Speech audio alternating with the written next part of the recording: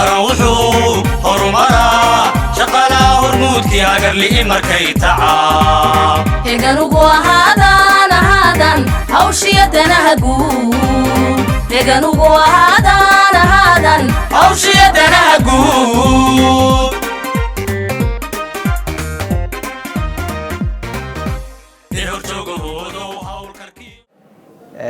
رجالي هاد مرتو ما هنقلنا هاد شغالها دولة كلن كان ما أنت أجسمها شجود الدولة سوي مادين هاد شغاله سوي دماء رنتي وحقيب كي هي نظام كبعنتا معمول كدولة ما أنت وحلاقها اللي هي حبراعية شغالها هي نظام كشغالة دولة رنتي وحنا مسنا هي شغالها دي لدوني شغاوة نكسر لقبته inuu jeedadu ay tahay marka in ay habraac iyo nidaam la raaco jiro halkan waxaan uga mahad celinayaa hay'adda shaqaalaha dawladda oo maanta kulankan u qabatay gudoomiyaasha iyo agaasimayaasha guud ee hay'adaha qaranka kala duwan kulanada noocan waa kulano qaranka faa'iido badan soo kordhinaya kan maantuna waxa uu kaga duwan yahay waxa laga wada hadlayaa habraacyada 16 ee loogu talagalay shaqaalaha dawladda in lagu dhaqo kuwaas oo la isla eegayo wixii ka fulay iyo wixii aan ka fulin ka agaasimiye guud ahaan waan soo dhaweynaa kulamada noocan in la badiyo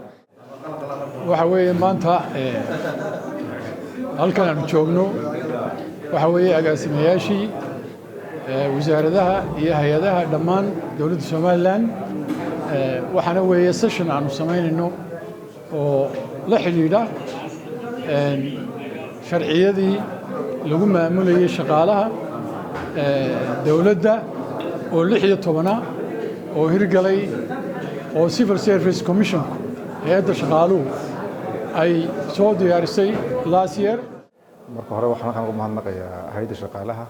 oo maanta bisha 17 soo bandhigtay habraacyada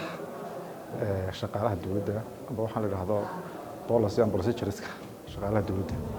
runtii waa 16 habraac sida la noo sharaxay 16 ka habraac lagu dhaqayo shaqaalaha dawladda qaranka si guud marka laga hadlayo waxa runtii inoo muhiim ah komishanka maamulka iyo hay'adda shaqaalaha dawladdu waxay runtii ka midaysan yihiin xagga ilaalinta sharciga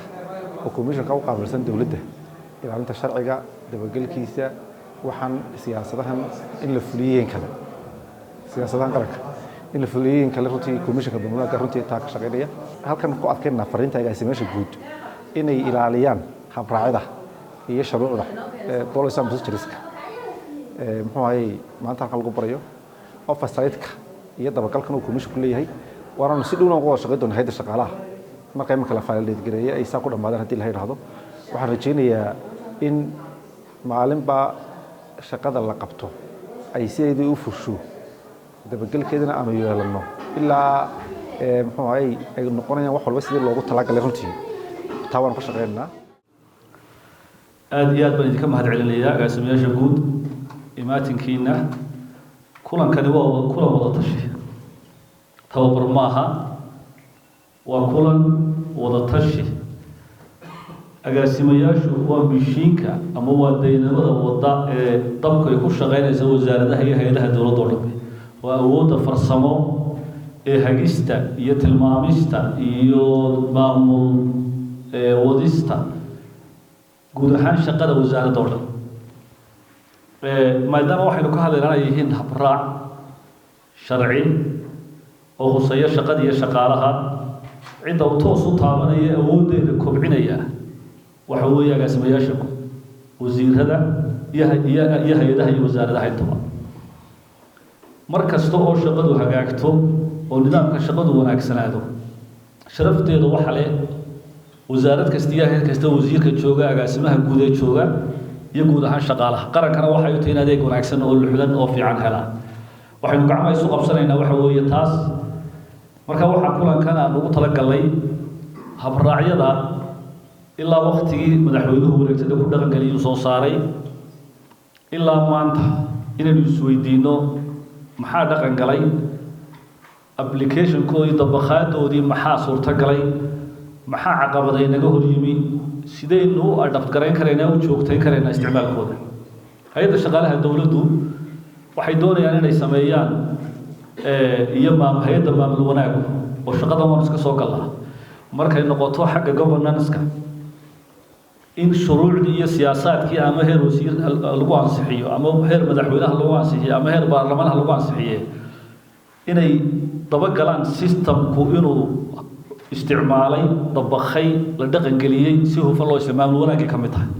marka run ahaan intaan tallaabooyinka aanan la qaadin inaynu ka wada socono ilaa isku hadaf guud baynu nahay oo gacmaha isu qabsano kana sii tashanno